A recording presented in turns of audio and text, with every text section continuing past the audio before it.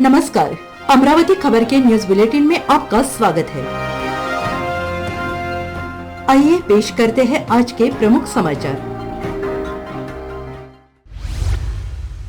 नमस्कार, मैं हूं आपके साथ निलोफर अंसारी। आप देख रहे हैं अमरावती खबर, जहां देश विदेश से जुड़ी हर छोटी बड़ी खबर हम आपको दिखाते हैं सबसे पहले और सबसे सटीक।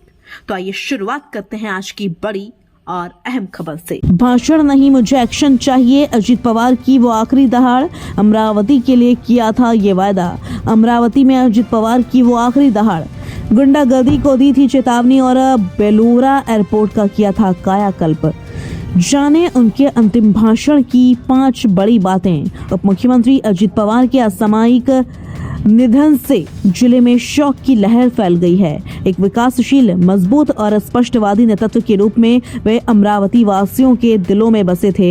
यहाँ की जनता की सुरक्षा से लेकर विकास तक के मुद्दों को उन्होंने अंतिम समय तक प्राथमिकता दी। 9 जनवरी को गाड़गे नगर स्थित गाड़गे बाबा समाधि मंदिर के सामने आयोजित सभा अजित पवार की अंतिम सार्वजनिक सभा साबित हुई। उन्होंने केवल राजनीतिक भाषण नहीं दिया, बल्कि अमरावती वासियों के मन में मौजूद भय, असुरक्षा और विकास की अपेक्षाओं पर सीधे शब्दों में बात की। उन्होंने स्पष्ट चेतावनी दी थी कि दादागिरी, गुंडागर्दी और आतंक किसी भी परिस्थिति में बर्दाश्त नहीं किया जाएगा। भाषण नहीं, मुझे एक्शन चाहिए। अजित पवार ने अमरावती के विकास को लेकर स्पष्ट रूप से कहा कि संभागीय केंद्र होने के बावजूद इस शहर का अपेक्षित विकास नहीं हो सका। यहाँ के विमानतल, उद्योग, रोजगार, सड़कें, पुलें और IT हब जैसे बुनियादी ढांचे में पिछड़ापन दिखता है।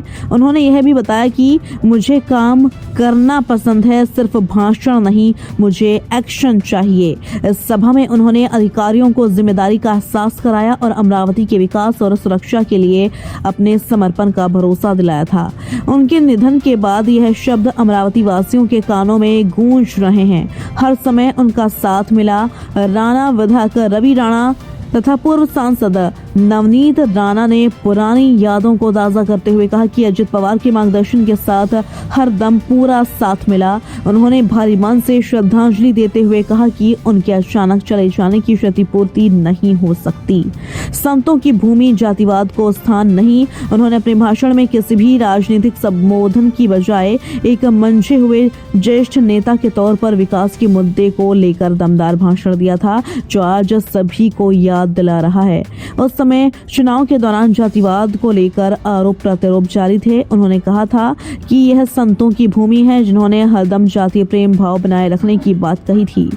यहाँ जातिवाद को कोई स्थान नहीं, इसलिए इस बारे में कोई सोच न रखते, सिर्फ विकासात्मक कार्यों पर उन्होंने जोर दिया था।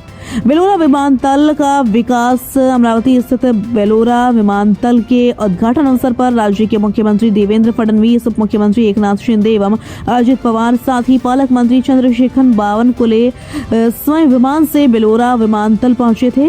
यह अवसर अमरावती के हवाई संपर्क के लिए एक ऐतिहासिक क्षण रहा। बेलूरा विमानतल के विकास में उप मुख्यमंत्री अजित पवार की विशेष और निर्णायक भूमिका रही। लंबे समय से लंबित इस परियोजना से जुड़े मुद्दों को उनके समक्ष प्रभावी ढंग से प्रस्तुत किया गया, जिस पर उन्होंने तत्परता से सकारात्मक कदम उठाए। खोड़के दंपत्ति के साथ गहरा संबंध। राष्ट्रवादी कांग्रेस पार्टी कर्ता संजय खोड़के और विधायक सुलभा खोड़के के साथ अजित पवार के घनिष्ठ संबंध थे। उनके मार्गदर्शन में आयोजित एक चुनावी सभा में पवार ने अमरावती के लोगों के बीच ठान लिया था कि वे उनकी समस्याओं का समाधान करेंगे।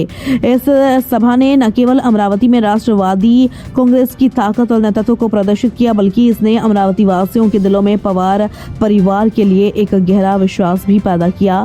पूर्व पालक मंत्री डॉक्टर सुनील देशमुख ने वर्ष 2004 से 2009 तक राज्य के तत्कालीन मुख्यमंत्री विलास देशमुख तथा अजित दादा की कैबिनेट में सिंचाई तथा वित्त राज्य मंत्री के रूप में काम करने का मौका मिला था।